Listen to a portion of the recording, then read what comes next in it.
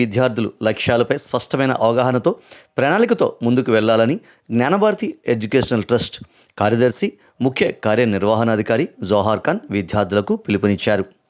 జ్ఞానభారతి పాఠశాలలో 12వ తరగతి విద్యార్థులు 11వ తరగతి విద్యార్థులకు స్వాగతం పలుకుతూ శుక్రవారం ఏర్పాటు చేసిన ఫ్రెషర్స్ డే కార్యక్రమంలో ఆయన ముఖ్య అతిథిగా పాల్గొని ప్రసంగించారు. పోటీ ప్రపంచాన్ని ఎదుర్కొనే స్థాయిలో నాణ్యమైన విద్యను జ్ఞానభారతి పాఠశాలలో అందిస్తున్నామని అన్నారు. 12వ తరగతి పూర్తయిన తర్వాత ప్రముఖ సాఫ్ట్వేర్ కంపెనీలో ప్లేస్మెంట్స్ అవకాశాలు జ్ఞానభారతి ద్వారా కల్పిస్తున్నామని చెప్పారు. విద్యార్థులు సంభాషణ నైపుణ్యాలను పెంచుకోవాలని సూచించారు. ఈ కార్యక్రమంలో trustee Vajrapu Ramanamurthy, principal Indubhushan Panda, head mistress Rasheeda Sultana, municipal co-option సభ్యురాలు సయ్యదా సుల్తానా ప్రసంగించారు. ఫ్రెషర్స్ డే వేడుకల్లో భాగంగా విద్యార్థులు పలు సాంస్కృతిక కార్యక్రమాలతో అందరినీ అలరించారు. ఈ కార్యక్రమంలో manager Pramod Kumar, in-charge Ramyakumari, transport manager Aleem Khan తదితరులు పాల్గొన్నారు.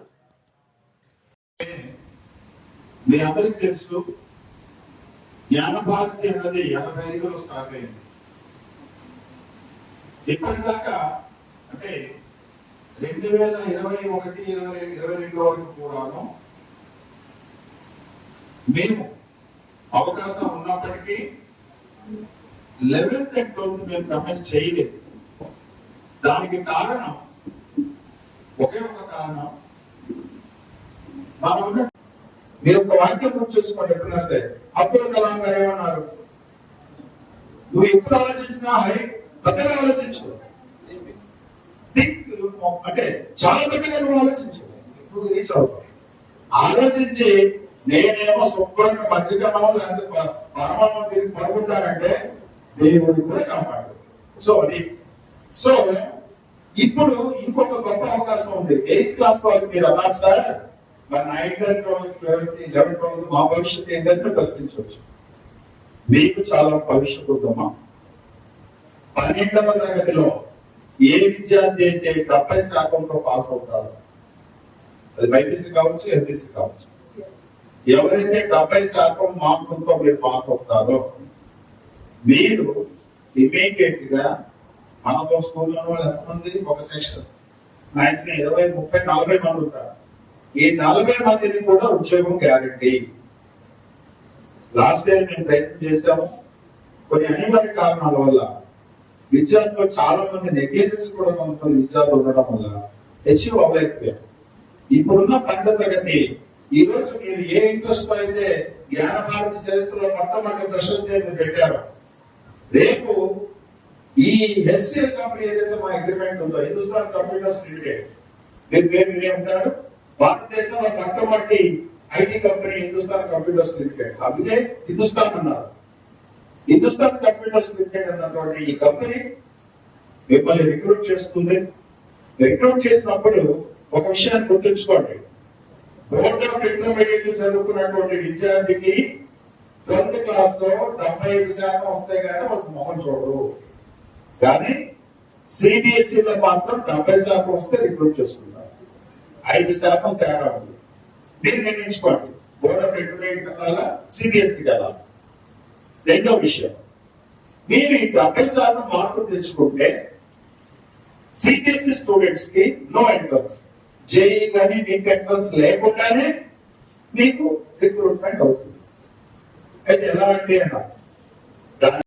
ఒక సింపుల్ టెస్ట్ ఉంటుంది. ఎంపీసీ వాళ్ళకి అయితే 60 క్వశ్చన్స్ ఉంటాయి, ఆబ్జెక్ట్ ఉంటాయి. బైపీసీ వాళ్ళకి అయితే 30 ప్రశ్నలు ఉంటాయి. ఈ 60 ప్రశ్నల్లోని మీరు సగం కంప్లీట్ చేసిన ఈ 60 ప్రశ్నల్లో మ్యాథమెటిక్స్, ఫిజిక్స్, అర్థమెటిక్, రీజనింగ్ మీరు సగం కంప్లీట్ గా రైట్ ఆన్సర్ చేసినా మీరు సెలెక్ట్ అయిపోతారు. ఏంటి సార్ నేను సెలెక్ట్ అయితే నాకు వచ్చిన ప్రయోజనం ఏంటి అంటే, 12వ తరగతి దాటిన వెంటనే నీ కాళ్ళ మీద నువ్వు నిలబడతావు. నీకు స్టైపెండ్ ఇచ్చి ఒక ల్యాప్టాప్ ఇచ్చి వర్క్ ఎట్ హోమ్ ఇస్తారు, 10,000 రూపాయలు ఇస్తారు. అంటే ఆ రోజు నుంచి నీ ఖర్చులు కావాల్సిన డబ్బులు నువ్వు స్టార్ట్ చేసుకున్నావు. 1 year నువ్వు జాగ్రత్తగా పనిచేస్తే అక్కడ కూడా లేజినెస్ లేకుండా నీకు 27,000 రూపాయల నుంచి సుమారు 2.5-3 లక్షల రూపాయల దాకా నీకు ఒక ప్రమోషన్ ఇచ్చి నీకు ఉద్యోగం ఇస్తాను. అది స్టైపెండ్ కాదు. ఒక సంవత్సరం నువ్వు 1,00,000 రూపాయలు సంపాదిస్తున్నావు అనుకో, నువ్వు ఎందుకంటే కదా నీ బట్టలు నీ వస్తువులు నువ్వే కొనుక్కుంటావు. అయితే ఇవన్నీ ఒక వంతండి. సరే అక్కడికి బాగుంది సార్, నేను తర్వాత ఏం చేయాలంటే మీరు సర్వీస్ లో ఉంటుండగానే, అంటే 1 year ట్రైనింగ్ అయిన తర్వాత వాళ్ళు ఒక టెస్ట్ పెడతారు. ఆ టెస్ట్ లో ఎవరైతే బాగా క్వాలిఫై ఓన్లీ ఎడ్యుకేషన్ ఒకటే నేను చదువుకునేటప్పుడు మీకు ఎన్నో అవకాశాలు ఉన్నాయి. ఎంత దూరం అయినా ఎంత సింపుల్ గా మీరు చేరుకోగలరు. ఇప్పుడు చూసుకుంటే నాకు చాలా అసూయ అనిపిస్తుంది. మాకైతే అప్పుడు ఇలా అవకాశాలు లేవు. ఏదైనా చేసినా అంతా మా కష్టంతోనే మేము పైకి వచ్చాం. అలాగే నా కొడుకు Our second is always give to suggest me instead of 10 plus 5 let us conduct the process of thought. Okay. Now we also implement, but we could not go the process of thought. Anyway, today you all are arguing it. See, dear students, I would like to say only one thing. Everything depends on the wish of the students. And the most important thing is that conducting a program in a disciplined manner. That is most important. Explain pleasure to welcome each one of you present here. आज हमारे इस जगह में क्या है? आज क्यों सब इतने प्रेजेंट है और एक्साइटेड है सर? ठीक है, तो फ्रेशर्स का मीनिंग क्या होता है? हाँ ठीक है, सही कहा है, पर थोड़ा अलग होना चाहिए. हाँ